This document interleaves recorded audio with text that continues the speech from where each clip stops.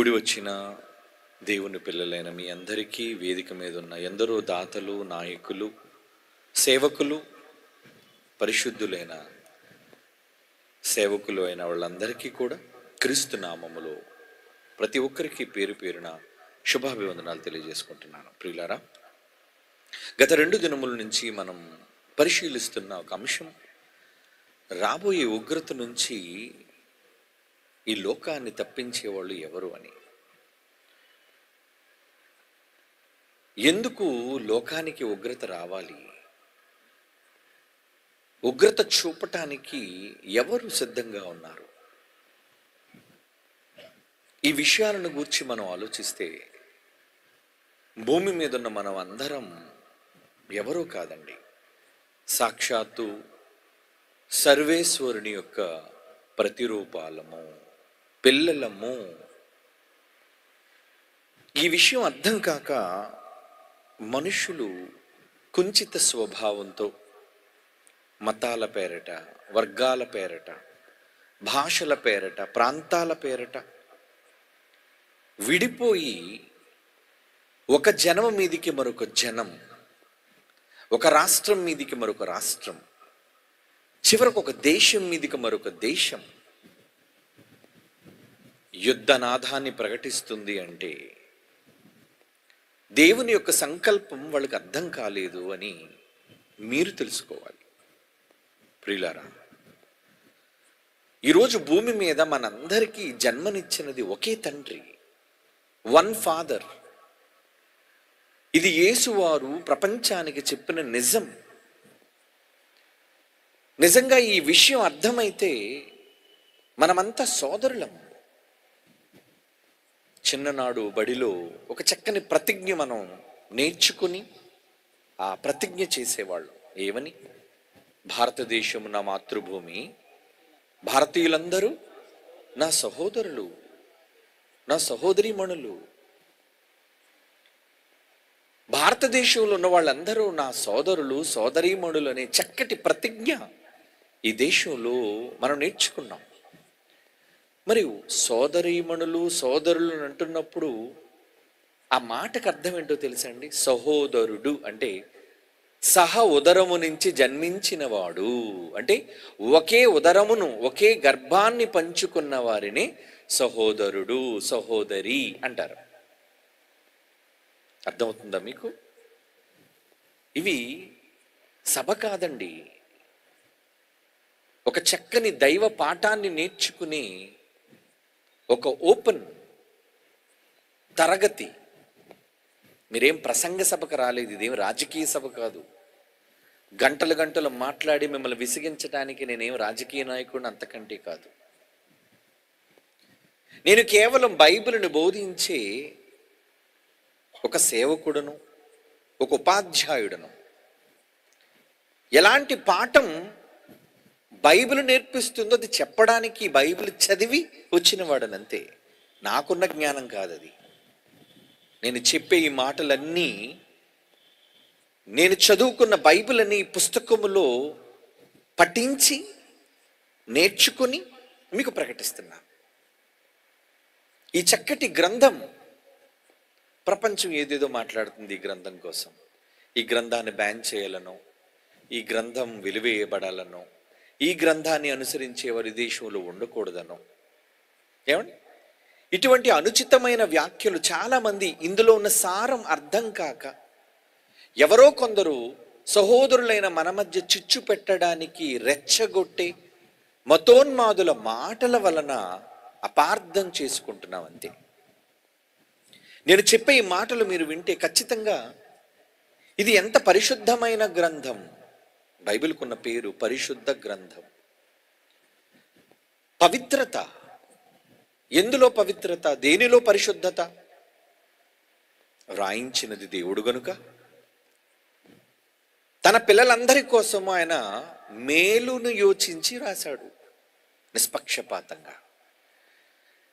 భూమి మీద ఉన్న వాళ్ళందరం ఆయన ఏమని ఈ గ్రంథంలో రాయించాడు అంటే చూస్తారా? ఎఫెసీలకు రాసిన పత్రిక 3వ అధ్యాయం 14వ వచనాన్ని మనం చూడగలిగితే, ఎఫెసీ పత్రిక 3వ అధ్యాయం 14వ వచనం, పరలోకమందును భూమి మీదను ఉన్న ప్రతి కుటుంబం, ఎనీ ఫ్యామిలీ, ప్రతి కుటుంబము ఏమంటున్నాడండి? ఏ తండ్రిని బట్టి కుటుంబం అని పిలువబడుచున్నదో. ఈ కుటుంబాలన్నిటికీ ఒక తండ్రి ఉన్నాడటండి. కుటుంబాలకు ఒకే తండ్రి. ఏ తండ్రిని బట్టి కుటుంబం అని పిలువబడుచున్నదో అంటే ఎంత చక్కటి సామరస్యాన్ని, సమైక్యతను, ఒక చక్కటి కుటుంబ విలువలను బైబిల్ చెబుతుందో చూడండి. ఎవరు మీరెవరు, నేనెవరు? ఏదో పాలకొల్లులో ఉన్నారని మీరు వేరు, ఎక్కడో నేను విశాఖపట్నంలో ఉన్నానని నేను వేరు, ఎక్కడో విదేశాలలో ఉన్నా కాబట్టి దేశాన్ని బట్టి వారు వేరు అని అనుకోవడానికి లేదండి. బైబిల్ ఇది పరిశుద్ధ గ్రంథం ఎందుకు అయింది? పవిత్రమైన గ్రంథంగా దీన్ని ఎందుకు మనం చదవాలి అని మనం ఆలోచించి కదా నిర్ణయం తీసుకోవాలి. ఎవరో చెప్పిన తప్పుడు మాట విని అపార్థం ఎందుకు చేసుకోవాలి? గ్రంథాలయాల్లో ఈరోజు ఎన్నో పుస్తకాలను మనుషులు చదువుతున్నారు. మంచిది, చదవండి. మరి ఆ పుస్తకంతో పాటు ఈ పుస్తకాన్ని కూడా ఒకసారి చదవండి. చదివితే తప్పేముంది? చదివితేనే కదా అందులో ఉన్న విలువలేంటో, నిజాలేంటో, లోకం చెబుతున్న అబద్ధాలేంటో అనేది మనకు అర్థమయ్యేది. ఈ గ్రంథంలో రాయబడిన విషయం ఏంటో తెలుసండి? మనం అందరము ఒక్క తండ్రి పిల్లలం, ఒకే కుటుంబం, సహోదరులం. పాపం భారతదేశంలో ఉన్న వాళ్ళే మన సహోదరులు అని మనం అనుకుంటున్నాం. కాదండి, ప్రపంచ దేశాల్లో ఉన్న యావత్తు మానవ జాతి అందరం సహోదరులం. అంటే ప్రపంచంలో ఉన్న వాళ్ళందరూ ఏమనాలి? ప్రపంచ దేశంలోని సకల ప్రజలు నా సహోదరులు. అందుకే మేము యూనివర్సల్ యాంథమ్ అనేది ఒకటి సిద్ధం చేసామండి. ఆ యూనివర్సల్ యాంథంలో ఏముంటుందో తెలుసా అండి? భారతీయులు మాత్రమే కాదు, ప్రపంచ దేశాల్లో ఉన్న వాళ్ళందరూ నా సోదర సోదరీమణులే. వినడానికి ఎంత చక్కగా ఉంది ఈ మాట. మరి ఈ విషయం ప్రపంచానికి అర్థం కాలేదా? అర్థం కాలేదు గనుకనే కులాల పేరట, మతాల పేరట, దేశాల పేరట, ప్రాంతాల పేరట విడిపోతున్నాం. ఈ దేశం మాది, ఈ దేశంలో మీరు ఉండకూడదు అని అంటున్నారే. అసలు ఈ దేశంలో ఇది నీది అని చెప్పడానికి ఎవరికి ఏ హక్కు? ఈ భూమి నాదని చెప్పడానికి మీరు కాగితాన్ని చూపిస్తారు. ఏమండి? దస్తావేజులు, భూమి హక్కు. మరి ఈ దేశం నీది అని చెప్పడానికి నీకు రాసి ఇచ్చిన హక్కు ఏమనుందా? ఏ ప్రజలైనా, ఎనీ కంట్రీ, అమెరికా వాడు చూపించగలడా వాడి దేశపు హక్కు కాగితాన్ని? వాడు రాసుకొచ్చింది కాకూడదు. నేను రాసేసుకుంటాను. నేను రాసుకుంటే కాదు, ఎవరో నాకు ఇవ్వాలి. ఇంతకీ ఆరిన నేల, ఈ భూమి ఉందో చూసారా? ఎవడి హక్కు?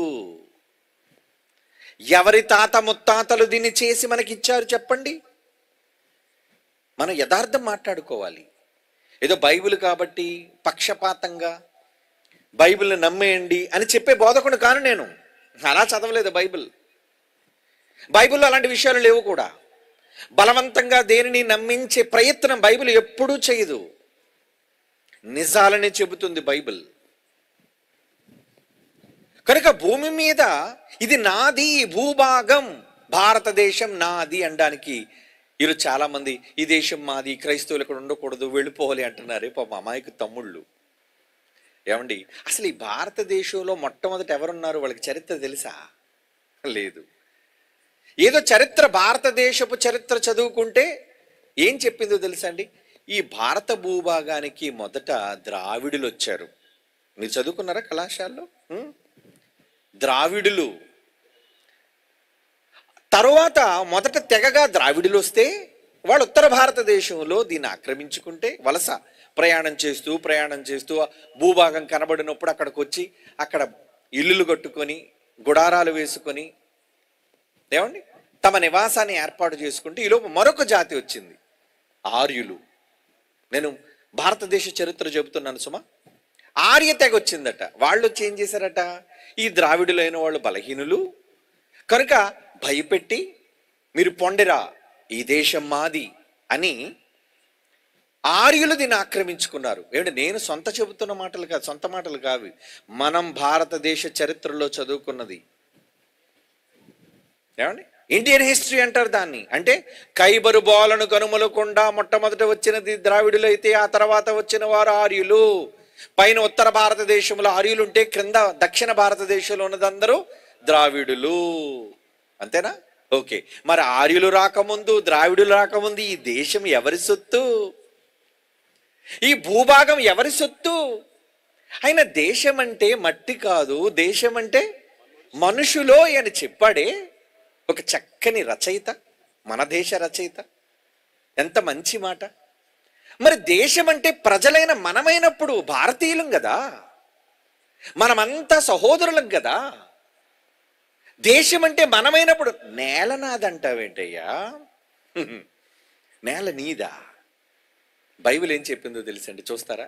ఈ భూమి ఎవరిదని చెప్పాడో బైబిల్ చెప్పిన నిజాన్ని చూస్తారా? చదవండి ఇప్పుడు. లేవియా కాండం 25వ అధ్యాయం 23. ఎంత మంచి మాట.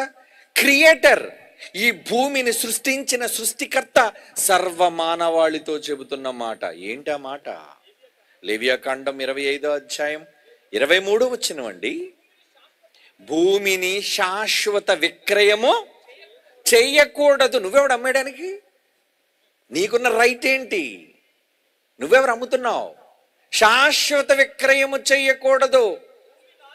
భూమి నాది, మీరు నా యొద్ద కాపురమున్న పరదేశులు. ఇది దేశమే కాదు. నిన్న విన్నారు కదా, మనమంతా ఎందుకు ఈ భూమిని విడిచిపెట్టి వెళ్ళిపోతున్నాం? ఈ దేశం మంది కాదు గనుక, అసలు ఈ లోకమే మంది కాదు గనుక. విడిచిపెట్టి వెళ్ళిపోయే లోకం కోసం ఎందుకండి అన్నదమ్ములుగా మన మధ్య గొడవలు? ఏమంటే హైందవ సోదరులందరూ అలాంటి వాళ్ళు కాదండి. 99% మంది ఈ దేశంలో ఉన్న హైందవ సోదరులు చాలా మంచోళ్ళు. వాళ్ళు ఎప్పుడు క్రైస్తవులను ద్వేషించరు. నాకే ఎందరో హైందవ స్నేహితులు ఉన్నారు. మీలో చాలా మంది హైందవ సోదరులు స్నేహితులుగా ఉన్నారు, లేరా? ఉన్నారు. వాళ్ళలో ఈ మనసు లేదండి. ఎవరో కొందరు దుర్మార్గులైన మతఛాందస్సవాదులు, వాళ్ళు అక్కడక్కడక్కడక్కడ కలుపు మొక్కల్లా ఉంటారు. వీళ్ళకి మతం అనే పిచ్చి పడుతుంది. వీళ్ళు హైందవత్వంలోనే కాదండి, క్రైస్తవ్యంలో కూడా ఉన్నారు ఈ సన్నాసులు.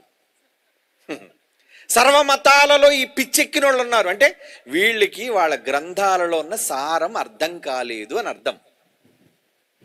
ఏమండి అసలు ఈ లోకం మీదకి ఉగ్రత ఎందుకు రావాలి, ఎందుకు ఆయన ఇవ్వాలి అనుకుంటున్నాడు తెలుసా? ఇక్కడ ఉన్న వాళ్ళు చెడిపోయారు గనుక. ఎందుకు దేవునికి కోపం? నేల నాదైతే, కబ్జా చేసింది నువ్వైతే ఎవడురా నాదని చెబుతున్నావు? ఏమండి మీ తండ్రి గారు మీకు ఇల్లుని రాసిచ్చారనుకోండి, ఆ ఇంటి మీద హక్కు మీకుంది. ఏమండి ఆ ఇంటిలో మీరు ఉండొచ్చు. ఎవరో పరాయి ఊరోడు వచ్చి ఈ ఇంటిలో మీరు ఉండడానికి వీలేదు, బయటకు పొండి అని అంటే మీరేమంటారు? అదేంటయ్యా, మా నాన్నగారు మాకు ఇచ్చారయ్యా, మేము ఆయన పిల్లలుగా ఈ ఇంటిలో ఉండే హక్కు ఉందయ్యా అని అన్నప్పుడు పోలీసు వారు కావచ్చు, చట్టాలు కావచ్చు, న్యాయస్థానాలు కావచ్చు, న్యాయం ఏం చెబుతా తెలుసా? తండ్రికి పిల్లలు కాబట్టి ఆయన ఇచ్చినది వీళ్ళకి చెందుతుంది. అవునా? అవునా కాదా? ఎస్, ఇది న్యాయం, ఇది న్యాయం. మరి ఇప్పుడు భూమి ఎవరి సొత్తు? దేవుడు అన్నాడు, ఇది నాది, మీరే నా దగ్గర పరదేశులుగా ఉన్నారు నాయన, ఈ భూమి మీద సర్వ హక్కులు నావి, మీరు నా యొద్ద కాపురం ఉన్నవాళ్ళు. అద్దెకున్నారంతే, కొద్ది రోజులు ఉంటారు, ఒక 60, 70, 80, మహా అయితే 100. తర్వాత ఈ భూమిని అంతటిని విడిచిపెట్టి వెళ్ళిపోవాలి కదా. ఎంత చక్కగా ఉంది ఈ మాట, న్యాయబద్ధంగా ఉంది ఈ మాట. అంటే నేల దేవుడిదైనప్పుడు, భూమి మీద సర్వ హక్కులు కలిగించిన సృష్టికర్తమైనప్పుడు మరి మనం ఎవరు, మీరెవరు? ఇందాక మనం చదువుకున్నామే, మనమంతా ఆ సర్వేశ్వరుడైన సృష్టికర్త పిల్లలం, కుటుంబీకులం, ఆయన పిల్లలం మనమంతా. మరి భూమి మీద హక్కు ఎవరికి ఏ హక్కు ఉంది? అందరికీ సమానమైన హక్కు. స్వార్థపరులైన వాళ్ళు వచ్చి కబ్జాలు చేసి వందల ఎకరాలు దోచుకుని తమ పేర్ల మీద రాసుకొని, ఎవరిదది నువ్వు రాసేసుకోవడానికి?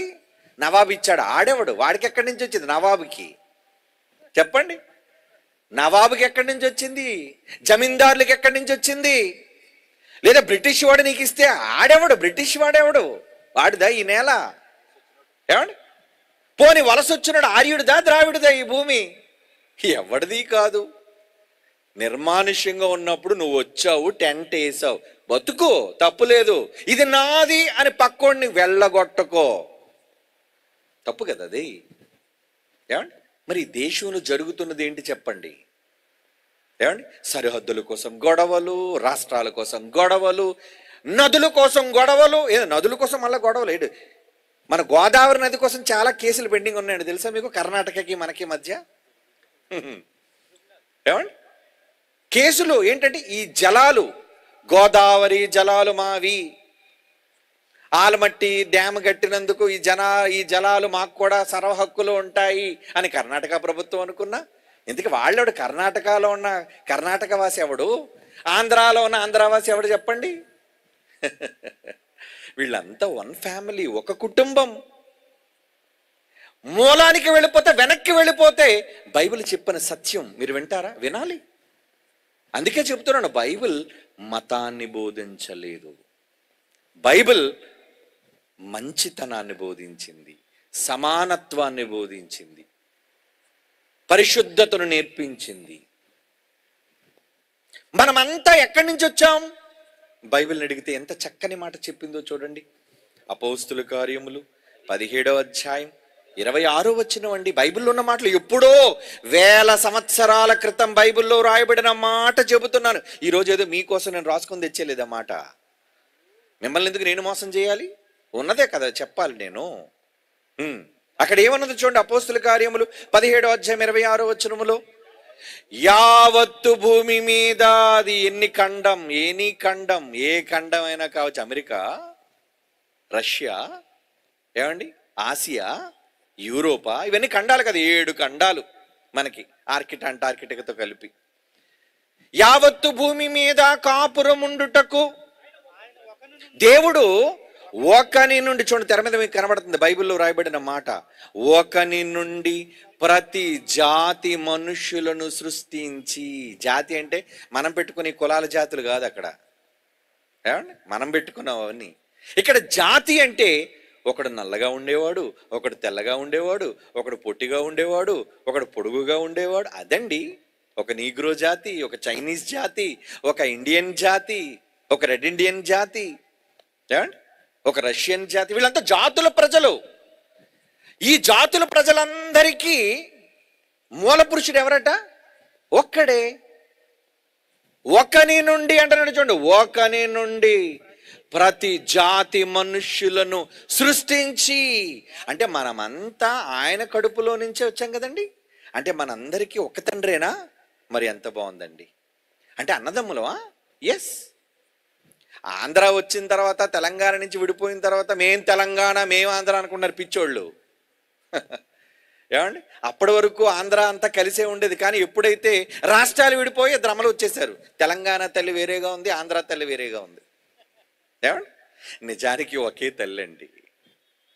మనం ఒకవేళ తల్లులుగా భూభాగాలు మనం అనుకుంటే సరే, పోనీ అలాగా అనుకోండి, తప్పులేదు. కానీ ప్రేమతో ఉండొచ్చుగా. వీళ్ళిద్దరు అక్క చెల్లెలు అనుకోవచ్చుగా, అందరి తల్లులను. బైబిల్ అయితే అలా చెప్పలేదు. బైబిల్ ఏం చెప్పిందో తెలుసా అండి? భూమి మీద జీవము కలిగిన ప్రతి వానికి ఒకే తల్లి. మనమంతా ఒక అమ్మ కడుపులో నుంచి వచ్చామంటండి, ఒక అమ్మ. ఏమండి, ఈ మాట నేను చెప్తే మీరు నమ్మరు కదండి. ముందు బైబిల్లో ఉన్న మాట చూద్దామా? ఏమండి, ఆదికాండం అనే పుస్తకాన్ని, ప్రారంభ పుస్తకం బైబిల్లో. ఏమండి, ఒకవేళ మీరు బైబిల్ చదవలేని వాళ్ళైతే, లేదా బైబిల్ తెలిసిన వాళ్ళైతే, బైబిల్లో ప్రారంభ పుస్తకంలో ఏమని దేవుడు రాయిస్తున్నాడో చూడండి. ఆదికాండం 3వ అధ్యాయం 20వ వచనం. ఆదికాండం 3వ అధ్యాయం 20వ వచనం. బైబిల్లో ఏమి రాయబడిందో చూడండి. బైబిల్ మత గ్రంథం కాదు కదా, మంచి గ్రంథం కదా. ఏమంటుంది? ఆదాము తన భార్య, ఆదాము అంటే తొలి మనిషి, ఆదాము తన భార్య అయిన హవ్వ అని పేరు పెట్టెను. ఎందుకు హవ్వ అని పేరు పెట్టాడట ఆదాము? ఎందుకంటే ఆమె జీవము గల ప్రతి వానికి తల్లి.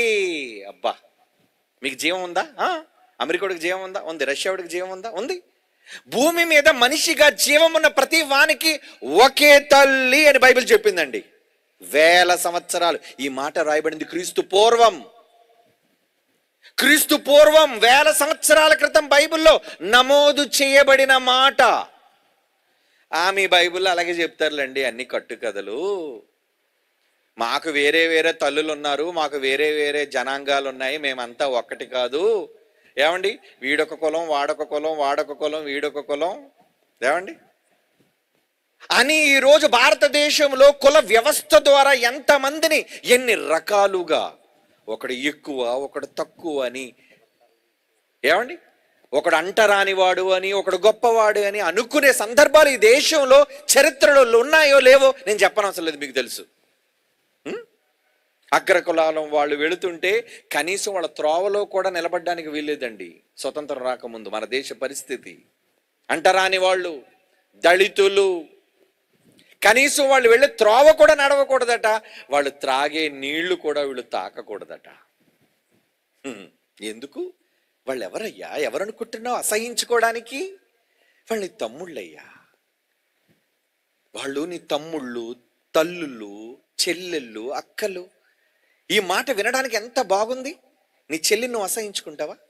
నీ అక్కను నువ్వు అసహించుకుంటావా? నీ తమ్ముడు నువ్వు ముట్టుకోవద్దు అంటావా? మరి ఎందుకయ్యా వీళ్ళతో మేము అలాగే చదువుకున్నామండి. తప్పర్రా. బైబిల్ చదవండి, బైబిల్ చదవండి. బైబిల్ ఏమంటుంది?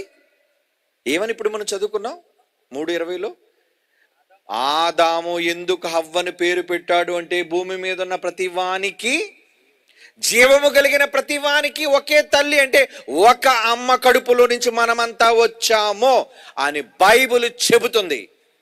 ఎందుకు నమ్మాలి ఇప్పుడు దీన్ని? ఎందుకు నమ్మాలి చెప్పండి? మనిషి ఎంత మూర్ఖంగా మారిపోయాడంటే దేవుడు చెబితే నమ్మడండి. మరి ఎవరు చెప్పాలయ్యా నీకు? శాస్త్రవేత్త చెప్పాలి. ఆడికే ఉన్నాయి. ఏమండి, ఆడికి ఏంటి? దేవుడు కన్నా గొప్ప జ్ఞాని ఆడు. కానీ ఈరోజు సమాజం అలా తగలబడిందండి. చివరికి దేవుడు ఉన్నాడన్న విషయం చెప్పాలన్నా ఎవడో ఒక పనికిరాని శాస్త్రవేత్త అనాలి, అవుననాలి. ఒకడు చెబితే గాని నమ్మవా? ఏమండి, ఈమె మా తల్లి అని చెప్పడానికి ఎవరు సాక్ష్యం కావాలి? ఎవడరా సాక్ష్యం ఇచ్చేది? మా అమ్మ. ఈయన మా నాన్న అనడానికి ఏంటి సాక్ష్యం? ఏంటి సాక్ష్యం? నీ తల్లి మాటే సాక్ష్యం. నమ్మవా? అమ్మ చెప్పింది, నాన్న ఇదిగోరా ఈయనే మీ డాడీ. నమ్మవా లేదా? చూడమ్మా, నేను నమ్మాలంటే నువ్వు విఆర్ఓ ఇచ్చిన సర్టిఫికేట్ కాదు, కానీ అర్జెంటుగా నువ్వు వెళ్ళి నాకు డిఎన్ఏ టెస్ట్ సర్టిఫికేట్ పట్టరని మీలో ఎవరైనా మీ అమ్మని అడిగారా? అడిగితే పళ్ళన్నీ ఒక పక్క ఊడిపోయేటట్టు చెంప చెళ్ళు అనిపించేది. ఎందుకురా నీకు? నేనేరా నిన్ను కన్నాను, ఈయనేరా మీ నాన్న. నమ్మాము, తల్లిని నమ్మాము, నమ్మాలి. మరి ఈ తల్లికి పుట్టాము అంటే ఎందుకు నమ్మం? మా తల్లి వేరండి, వీడి తల్లి వేరండి. అమ్మాయి కూడా ఈరోజు సమాజంలో ఉన్న వీళ్ళను చూచి వేరు వేరు అనుకుంటున్నావా? మనందరికీ మూలం ఒకే తల్లయ్యా. ఇప్పుడు నేను చెప్తే నమ్మరు కదా, బైబిల్లో ఉన్న మాట. శాస్త్రవేత్తలు చెప్పిన మాట చెప్పమంటారా? చూడండి, ఇప్పుడు నేను ఒక సందర్భాన్ని చూపిస్తాను. ప్రపంచ శాస్త్రవేత్తలు, ఏమండి, డిఎన్ఏను పరీక్ష చేసిన శాస్త్రవేత్తలు ప్రపంచ దేశాలలో మనుషులందరి డిఎన్ఏ సేకరించారట. అమెరికా వాడిది, రష్యా వాడిది, ఇండియా వాడిది, చైనా వాడిది, అందరిది సేకరించి అందరి డిఎన్ఏలను పరీక్షిస్తే వాడికి ఒక అద్భుతం బయటపడిందటండి. ఏంటి అద్భుతం? ఇది ఒప్పుకోవాలా? ఒప్పుకోవాలి. ఎవడైనా ఒప్పుకొని తీరాలి. కాదంటాడు పిచ్చోడు. మరి ఇప్పుడు బైబిల్ ఏం చెప్పిందిరా? నువ్వు నిన్నగాక మొన్న మనుషులందరి డిఎన్ఏని పరీక్షించి అందరం ఒకే తల్లి నుంచి వచ్చామని చావు కబురు చల్లగా చెప్పడం అంటారు దాన్ని. నువ్వు ఇప్పుడు చెప్పావు, బైబిల్ ఎప్పుడు చెప్పింది? మనందరికీ ఒకే తల్లి, జీవము కలిగిన ప్రతి వానికి ఒకే తల్లి అని బైబిల్లో ఆదికాండం 1వ పుస్తకంలో 3వ అధ్యాయం 20వ వచనంలో దేవుడు రాయిస్తే నమ్మవా బైబిల్ని?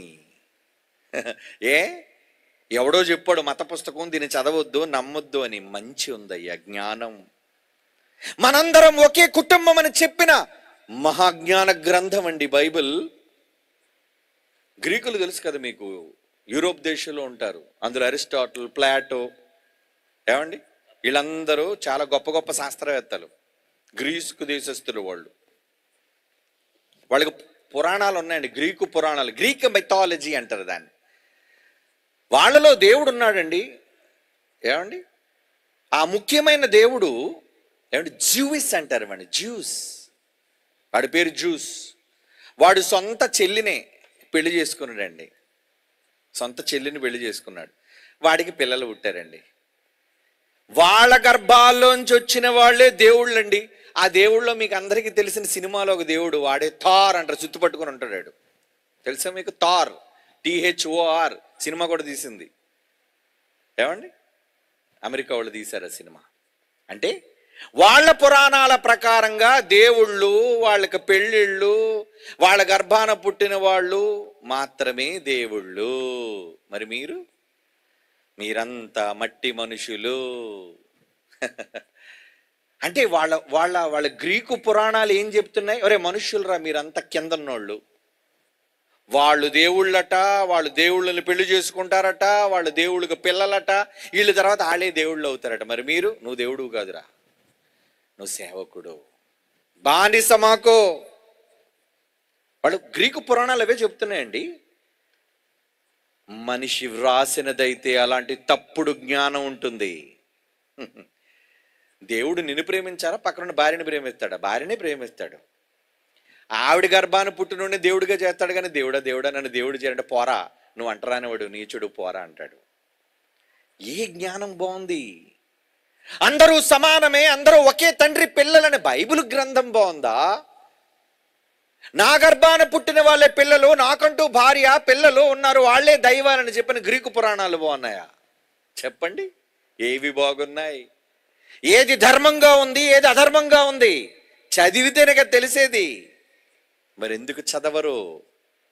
చదవండారా, బైబిల్ చదవండి, చదవాలి.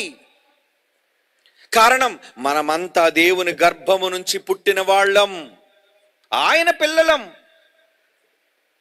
అలా అనడానికి దేవుడు రాయించిన బైబిల్లో ఈ చక్కటి సందర్భాలను గూర్చి మరి మనం తెలిసిన కొంతమంది వాళ్ళు పెద్ద శాస్త్రవేత్తలు చెప్పిన దాన్ని ఈ చిన్ని లిల్లిపుట్టు శాస్త్రవేత్తలు మరి ఏం చెప్పారు అనేది ఏమండి పాటలో చూద్దాం. నిజమా కాదా? నిజం, ఒప్పుకోవాలి. బైబిల్ అని ఒక మత గ్రంథం అని ముద్రించి మనుష్యుల మధ్య ఈ విభేదాలు సృష్టించి మనమంతా వివిధ వర్ణాలకు వర్గాలకు చెందిన వాళ్ళమని వద్దర్రా ఈ తప్పుడు విధానాలు. అందుకే ఈరోజు ఒకరినొకరు ఒక జాతి మీద మరొక జాతి నరుక్కుంటున్నారు, చంపుకుంటున్నారు, అంతం చూడాలనుకుంటున్నారు. వద్దండి. నేల అందరిది, మనందరం ఒకే తల్లి పిల్లలం, మనందరినీ సృష్టించింది ఒకే సృష్టికర్త దేవుడు. ఎందుకు ఈ జ్ఞానం మనుషుల్లో లోపిస్తుంది చెప్పండి? దేవుడంటే భయం లేకుండా పోయింది సమాజానికి. తన కళ్ళ ముందు తన గర్భాన పుట్టిన పిల్లలందరూ కూడా ఒకరినొకరు కొట్టుకుంటుంటే ఏమంటాడు తండ్రి? ఏమంటాడు? ఊరుకుంటాడా? శిక్షించడా? ఈ నేల మీదకి నా కోసం మిమ్మల్ని కని పంపిస్తే, నా ప్రతిరూపాన్ని మీకిచ్చి భూమి మీద నాలాగా మిమ్మల్ని చేస్తే మీరేంట్రా ఇన్ని రకాలుగా ఒకరినొకరు కరుచుకుంటున్నారు, పొడుచుకుంటున్నారు, చంపుకుంటున్నారు? ఊరుకోడు దేవుడు. దేవుడంటే భయం లేదండి ఈ సమాజానికి. భయం మీరిపోయింది సమాజం. ఒక కుటుంబంలోని కొడుకు గాని కుమార్తె గాని బాగుపడాలి అంటే తల్లిదండ్రుల మీద భయం ఉండాలి. మేము మా పిల్లలకి తల్లిదండ్రుల్లా ఉండవండి, స్నేహితుల్లా ఉంటామంటే అప్పుడు ఏరా ఏమే అంటాడు. నిన్ను అలా పిలిపించుకుంటున్నారా? సంస్కారహీనంగా తల్లులు ఏమే, నీ భార్య ఏంట్రా అలా పిలుస్తున్నావు, ఏమే అని. కన్నదిరా నిన్ను. ఏ రా అని నీ తండ్రిని అంటున్నావే? జన్మనిచ్చిన వాడు రా నీకు తండ్రి. గౌరవం నేర్చుకో. ఎందరో పిల్లలైన వాళ్ళు తల్లిదండ్రుల మీద భయభక్తులు లేని కారణంగానే తల్లిదండ్రులు అనాథలుగా చేసి, దిక్కుముక్కు లేని వారుగా చేసి, ఏమండి ఉద్యోగాల కోసమో లేదంటే భార్య పిల్లల కోసమో సంపాదన కోసమో తల్లిదండ్రులని దిక్కులేని వారిగా విడిచిపెట్టి పోవటం లేదా? అందుకే కదండి ఆ వృద్ధ తల్లిదండ్రులు ఆశ్రమాలను ఆశ్రయిస్తున్నారు. అండి మమ్మల్ని చూడండి, కాస్త అన్నం పెట్టండి. వృద్ధాశ్రమాలు న్యాయమా? అలాంటి తల్లి తండ్రి కడుపు మంట రగిలి ఏమంటారు తెలుసా? అరే మా ఉసురు తగులుతుందిరా నీకు, కన్న మమ్ములను ప్రక్కన పెట్టి నిన్నగాక మొన్న వచ్చిన బెల్లం అయితే ఒకవేళ మీ నాన్నకు నేను కూడా ముందు అలా అనుకుంటే, మేము కష్టపడి పెంచామయ్యా నిన్ను, నా ఒడిలో నిన్ను బొజ్జగించి పాలిచ్చి అన్నం పెట్టి నీ తండ్రి అహోరాత్రులు నీ ఎదుగుదల కోసం కష్టపడ్డాడే, ఎలాగయ్యా ఆయన తృణీకరించగలుగుతున్నావు? ఎలాగయ్యా ఆయన కాలెత్తి తన్నగలుగుతున్నావు?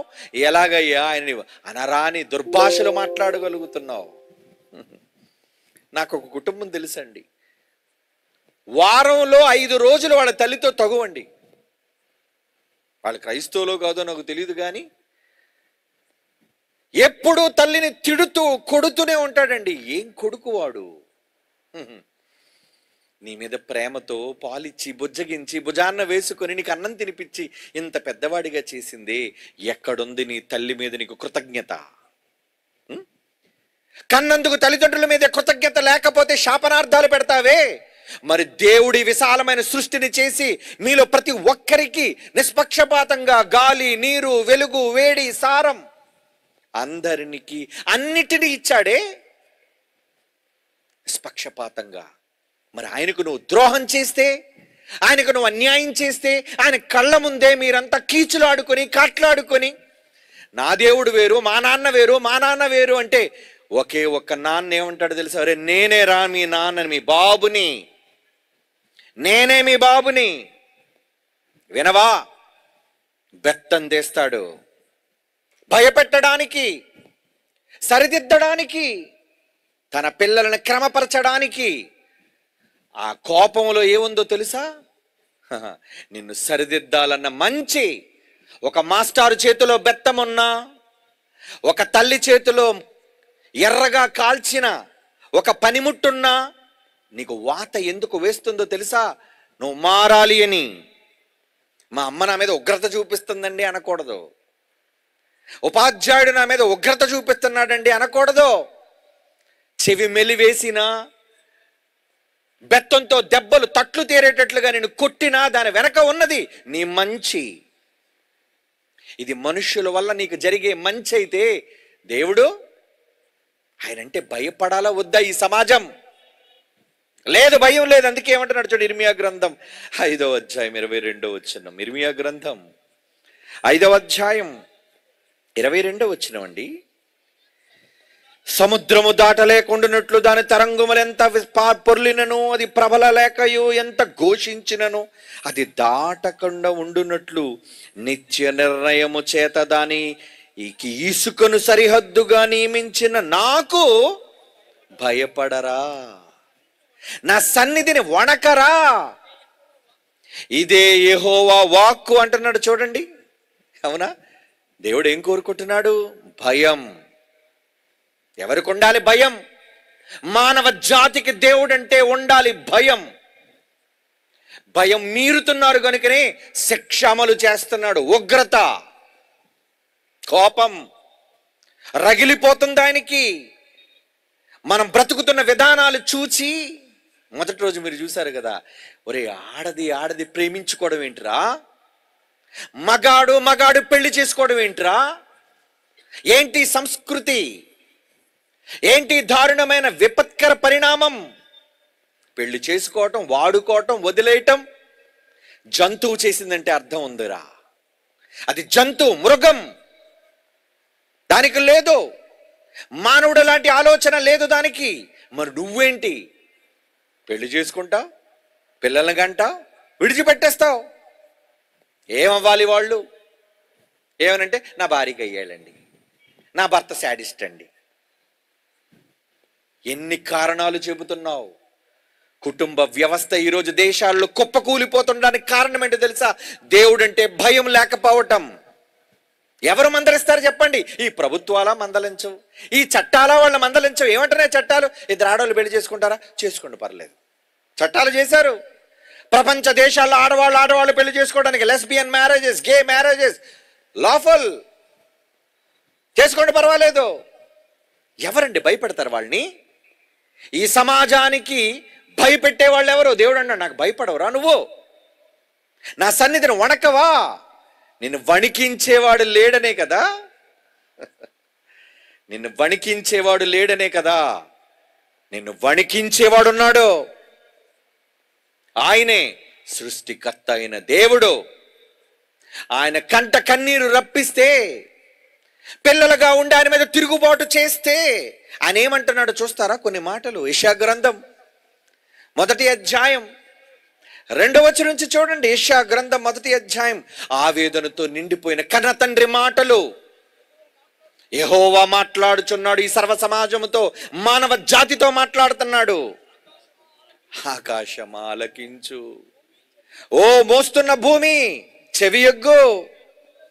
నేను పిల్లలను పెంచి గొప్పవారిగా వారిని తీర్చిదిద్దితే నా మీదే తిరుగుబాటు చేస్తున్నారు వాళ్ళు.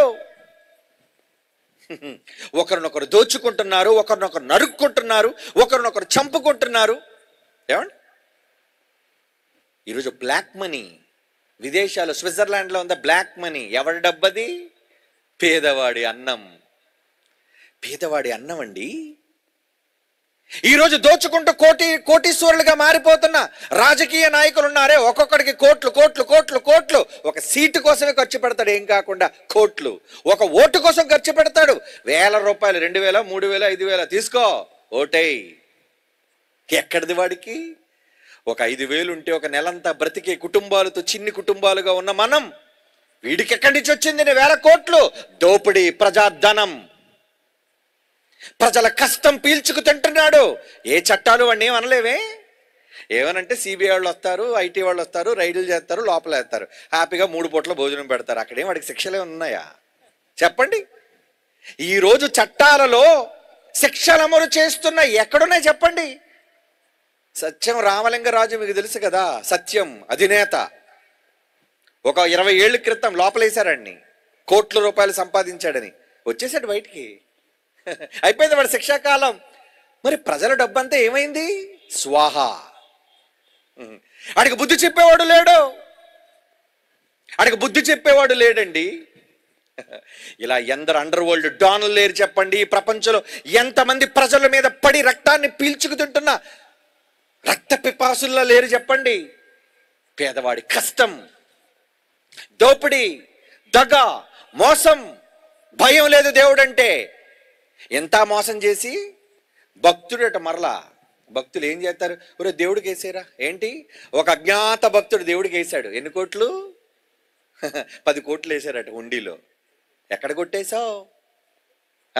నీ కళ్ళ ముందున్న సహోదరుడిని ప్రేమించలేని నువ్వు, ఏమండి, సహోదరుడిని కొట్టి, వాడిని కొల్లగొట్టి, వాడి నోటి దగ్గర కూడును కొట్టి దేవుడికి లంచం ఇస్తున్నావా? దేవుడా నా మీదకి ఏం శాపం రాకుండా చెయ్యు, ఎందుకంటే ఎన్నో పాపాలు చేశాను నేను. చేసిన తప్పులను దేవుడికే లంచం ఇచ్చి కడుక్కోవాలనుకున్న దుష్ట సమాజం అన్ని మతాల్లో ఉన్నారు వీళ్ళు. అన్ని మతాల్లో దేవుడికి ఎందుకు ఇచ్చేస్తారు? ఏమిటి దేవుడు కానుక ఇచ్చండి, చందా చందా ఎందుకు? ఎక్కడ దేవుడు శాపం ఇచ్చేస్తాడోనని. మరి నువ్వు చేసిన అన్యాయం ఎక్కడికి పోతుంది? నువ్వు చేస్తున్న ద్రోహం ఎక్కడికి పోతుంది? రాదాని మీదకి వస్తుంది. దేవుడు చెప్పాడు, రే పని చేసిన నీ కూలి వాళ్ళకి పొలంలో నువ్వు కూలి ఇవ్వకుండా దాచిపెట్టావే, ఆ ధనం నాకు మొరపెడుతుందిరా. ఎవరి దగ్గర డబ్బును అన్యాయంగా తీసుకున్నావో ఆ డబ్బు నాకు మొరపెడుతుంది మహాప్రభు. పేదవాడి కష్టాన్ని దోచేసుకున్నాడయ్యా అని డబ్బు మొరపెడుతుందని బైబిల్లో చెప్పాడు. దేవుని పిల్లలారా, ఇలాంటి దుష్ట సమాజానికి భయం చెప్పొద్దా? దేవుడంటే భయం రావద్దా? రావాలి. రావాలి అంటే దేవుడు ఏం చేయాలి? భయపెట్టాలి సమాజాన్ని. వణకరా అన్నాడు కదా నా సన్నిధిని, వణకరా. వణికిచ్చాడు కదా ఈ మధ్యన 2020లో వణికిచ్చాడు. ఎలా వణికిచ్చాడు? ఎవడైనా దగ్గితే వణికిపోతున్నాడు, గచ్చ. ఎవడైనా తుమ్మితే అమ్మమ్మమ్మ వణికిపోతున్నాడే, పోతావని. అదే కరోనా.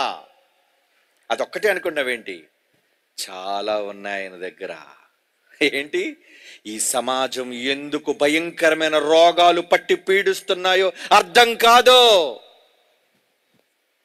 ఈ సమాజాన్ని భయంకరమైన రోగాలు, ఎలాంటి క్యాన్సర్ ఒక భయంకరమైన రోగం, HIV, AIDS మనుషులను చంపుకు తినే రోగం, ఇలా ఒకటి కాదు, రెండు కాదు, సమాజంలో ఎంతో మందిని హరించి తినేసే భయంకరమైన రోగాలు ఎందుకు ఈ సమాజంలో ప్రవేశించాయో తెలుసా?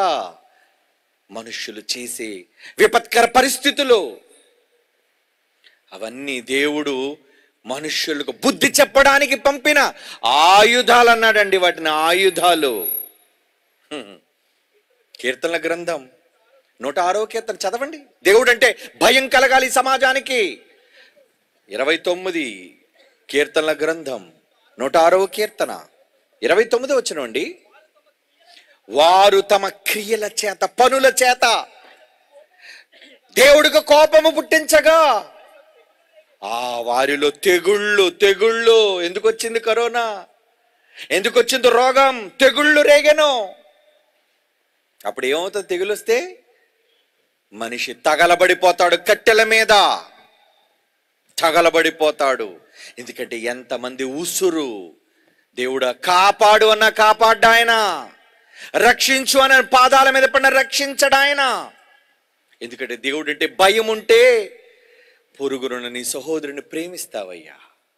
అదే యేసు ప్రభు ఏమని, నువ్వు కనిపించని దేవుణ్ణి ప్రేమిస్తున్నానని చెప్పేవాడు ఎవడైనా ముందు పొరుగునున్న నీ సహోదరుని ప్రేమించో.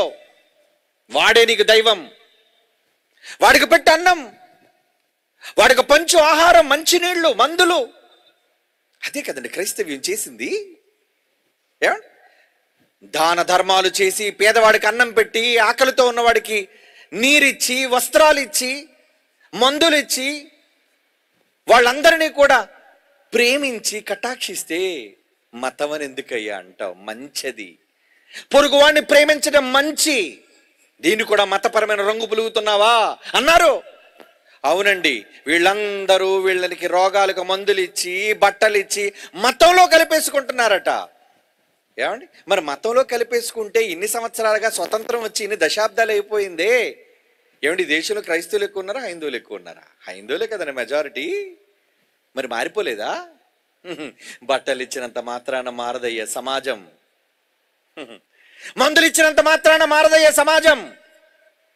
సమాజం మారాలి అంటే మనుషుల నమ్మకం కలగాలి, దేవుడు అంటే భయం కలగాలి, అప్పుడు మారుతుంది. మరి దేవుని గురించిన భయాన్ని నేర్పించే పాటలు ఎక్కడా, పాఠాలు ఎక్కడా? లేవు, అవి లేవు. ఈ సమాజం భయపడాలంటే ఏం చూడాలో ఇప్పుడు మీకు చూపిస్తాను, చూడండి. కమాన్, లైట్స్ ఆఫ్. మనుష్యుడు తన మాట విననప్పుడు దేవుడు వారి మీద పెట్టేది ఉగ్రత. భయం లేదు దేవుడు అంటే. టైం చూస్తాడు ఇలాగా, 11 అయిపోయింది ఏంటి వదలవా?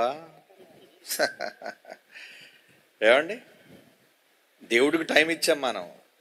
11 వరకే ఉంటాను నీ దగ్గర. ఆ తర్వాత ఎవరితో చెప్పుకుంటూ చెప్పుకోరా, పోతాను నేను. నువ్వు దేవుడికి టైం ఇచ్చావు. దేవుడు నీకు ఇచ్చిన టైం ఇప్పుడే ఆపేస్తే గ్రౌండ్ అది దాటుతావా, రోడ్డు ఎక్కుతావా? ఎక్కడి నుంచే కాటికి పోతే తీసుకెళ్ళిపోతాను నేను, పెట్టిలో పెట్టి. భయం లేదు దేవుడు అంటే. భయం లేదు. దేవుని మాట అంటే భయం లేదు. దేవుని వాక్కులంటే భయం లేదు. దేవుని క్రియలంటే భయం లేదు.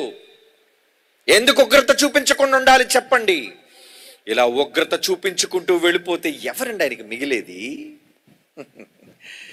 బాధపడుతున్నాడు. మరలా నీ పిల్లాడి కోపంతో గట్టిగా దెబ్బలు కొట్టిన తర్వాత వాడు మూలకపోయి మూలుగుతుంటే 1 గంట పోయిన తర్వాత నీ కోపం అంతా చల్లారిపోయి ఏమంటావు? మరలా నువ్వు వాడి దగ్గరికి వెళ్ళి వాడిని నీ ఒడిలోనికి తీసుకుని, ఎందుకురా నాన్న నాకు ఈ కోపాన్ని రప్పిస్తున్నావు? నీ మీద నాకు కోపం లేదురా, నువ్వు ఈ తప్పు చేయడం వల్లేరా నిన్ను కొట్టాను బెల్టుతో, బెత్తంతో అని ప్రేమతో చేస్తావే, సేద తీరుస్తావే, దగ్గర చేర్చుకుంటావే. అదే నీ పరలోకపు తండ్రి మనస్సు. విలాప వాక్యములు చూడండి, 3వ అధ్యాయం. వెళ్ళిపోదురు కానీ విలాప వాక్యములు 3వ అధ్యాయం 33. విలాప వాక్యములు 3వ అధ్యాయం 33 వచనమండి. హృదయపూర్వకముగా ఆయన నరులకు విచారమైన బాధైనా కలుగజేయడటండి. ఎంత మంచి ప్రేమండి! నీ శరీరాన్ని శిక్షిస్తున్నాడండి. నీకొచ్చే రోగం నీ శరీరానికి వస్తుంది, నీకొచ్చే కష్టం, కన్నీళ్లు నీ శరీరానికి వస్తున్నాయి. కానీ నిజమైన శిక్ష ఏంటో తెలుసా? చావని ఆత్మకు దేవుడు నిత్యాగ్ని దండనలో వేసే నిత్య శిక్ష. ఇంకా అక్కడికి వెళ్ళలేదు మనం. అందుకే భూమి మీద చిన్ని చిన్ని దెబ్బలు, చిన్న చిన్న హెచ్చరికలు, కరోనా ఒక హెచ్చరిక, మలేరియా ఒక హెచ్చరిక, డెంగీ ఒక హెచ్చరిక, ఇలాంటి చిన్ని చిన్ని వచ్చినప్పుడే నిన్ను నువ్వు సరిదిద్దుకొని దేవుడంటే భయపడితే నీ జోలికి దేనిని రానివ్వడు. యథార్థంగా న్యాయంగా నువ్వు దేవుని కొరకు బ్రతికితే నిన్ను కాపాడుతాడు, సంరక్షిస్తాడు. అందుకేనండి ఒక నిర్ణయం తీసుకుని ఈ ప్రజలందరినీ ఇలా చంపుకుంటూ వెళ్ళిపోతున్నాను, ఎలా నా మాట వినటం లేదు అని అనుకొని ఒక నిర్ణయానికి వచ్చాడండి. ఆ నిర్ణయమే తన కుమారుడైన యేసుక్రీస్తు వారిని భూమి మీదకి పంపి మనం చేసే తప్పులన్నిటి నుంచి కాపాడడం కోసం ఆ మహనీయుణ్ణి సిలువకెక్కించాడండి.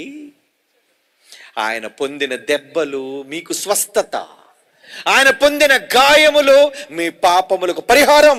యెషయా గ్రంథం 53వ అధ్యాయం అండి. యెషయా గ్రంథం 53వ అధ్యాయం 5వ వచనం.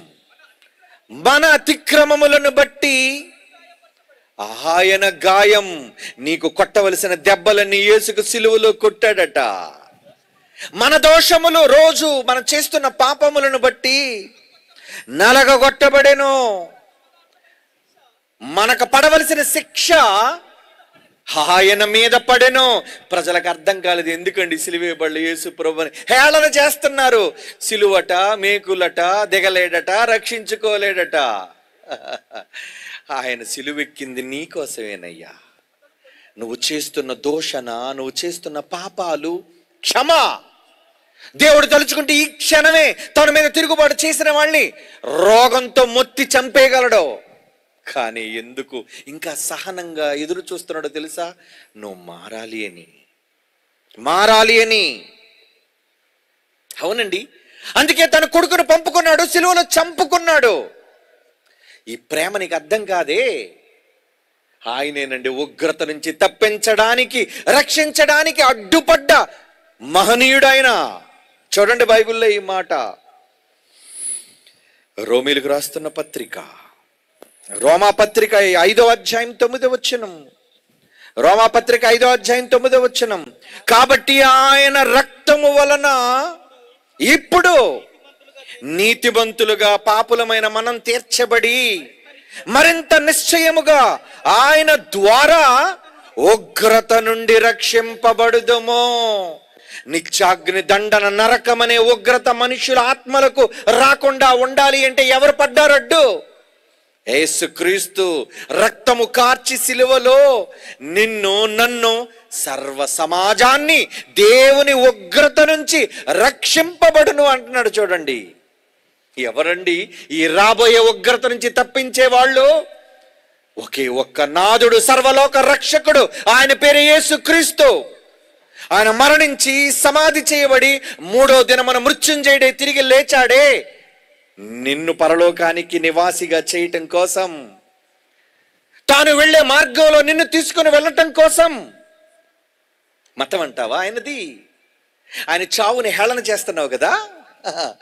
ఆయన రక్తాన్ని ఎంత అన్యాయంగా మాట్లాడుతున్నారండి ఈరోజు మతోన్మాదులైన వాళ్ళు. ఆయన రక్తాన్ని గురించి ఎంత అసభ్యకరంగా మాట్లాడుతున్నారు. మాట్లాడయ్యా, పర్వాలేదు, నిన్ను క్షమించడానికి ఆయన సిలువనెక్కాడు, చంపుకోవడానికి కాదు. ఆయన చంపుకోవాలి అనుకుంటే యేసు ఆ రోజే అన్నాడు, ఏమని? పిలాతు, నేను చావకుండా ఉండాలి అంటే ఈ క్షణం తండ్రిని ఒక్క మాట అడిగితే చాలు, సేనా వ్యూహాలు దిగిపోతాయి. నువ్వుండో, నీ సింహాసనం ఉండదు, నీ ప్రభుత్వం కూడా ఉండదు అన్నాడా? కానీ నేను చావునకు సిద్ధపడే వచ్చానయ్యా, ఈ సమాజాన్ని రక్షించడానికే వచ్చానయ్యా. నా రక్తానికి పక్షపాతం లేదు, మీకుంద రక్తాలకు పక్షపాతం, కులాల పక్షపాతం, రక్తాల పక్షపాతం, ప్రాంతాల పక్షపాతం, దేశాల పక్షపాతం. కానీ యేసు రక్తానికి లేదు ఏ పక్షపాతం. చూస్తారా చివరిగా ఈ మాట? ప్రకటన గ్రంథం 5వ అధ్యాయం 9-10 వచనాలు చూడండి ప్రియులారా. ఉగ్రత నుంచి తప్పించడానికి ఈ మానవ సమాజానికి ఎవరు దిగారు రంగంలోనికి? ప్రకటన గ్రంథం 5వ అధ్యాయం 9-10 వచనాలు ప్రియులారా. యేసు వధింపబడిన వాడై ఆయన రక్తం ఇచ్చి ఎవరిని క్రైస్తవుల కోసమే రక్తం పెట్టాడు. యూదుల కోసం రక్తం పెట్టాడు? నో. ప్రతి వంశం,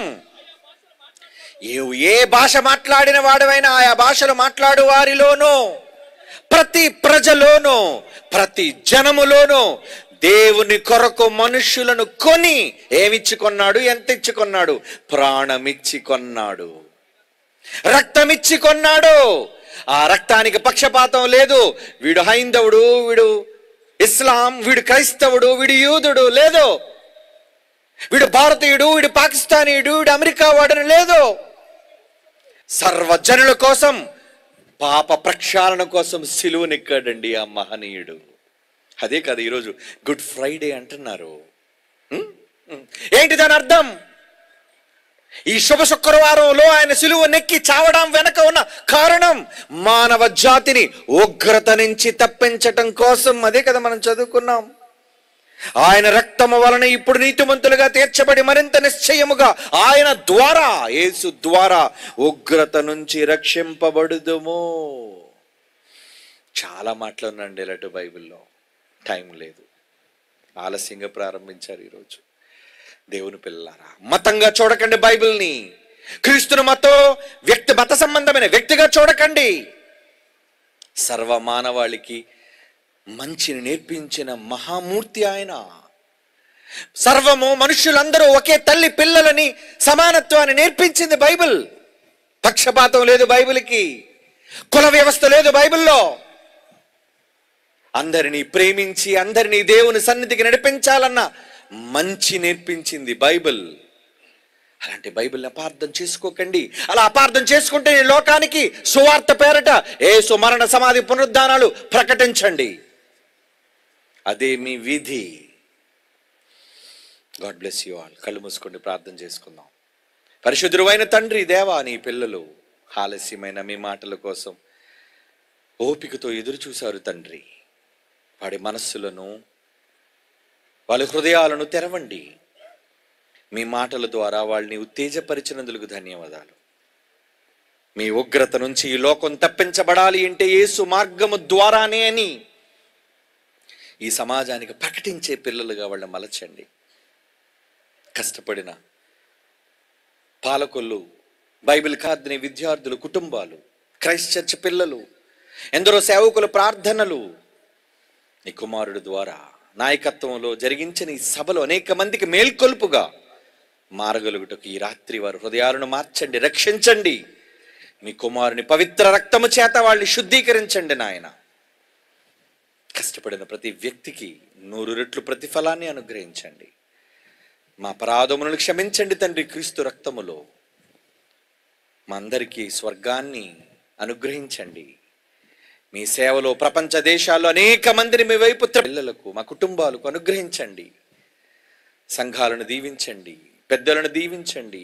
హైందవ సోదరులను, ఇస్లాం సోదరులను, ఈ గ్రామ పెద్దలను, ప్రజలను అందరినీ సమానంగా ప్రేమిస్తున్నందుకు ధన్యవాదాలు. వాళ్ళని దీవించండి. వారిలో ఎవరైనా మీకు విరోధంగా మాట్లాడితే వాళ్ళని క్షమించండి తండ్రి. మీ ప్రేమను వాళ్ళకి చూపండి. క్రీస్తు యేసు వారి పరిశుద్ధ నామములో ఈ ప్రార్థన వేడుకొనుచున్నాము తండ్రి. ఆమేన్.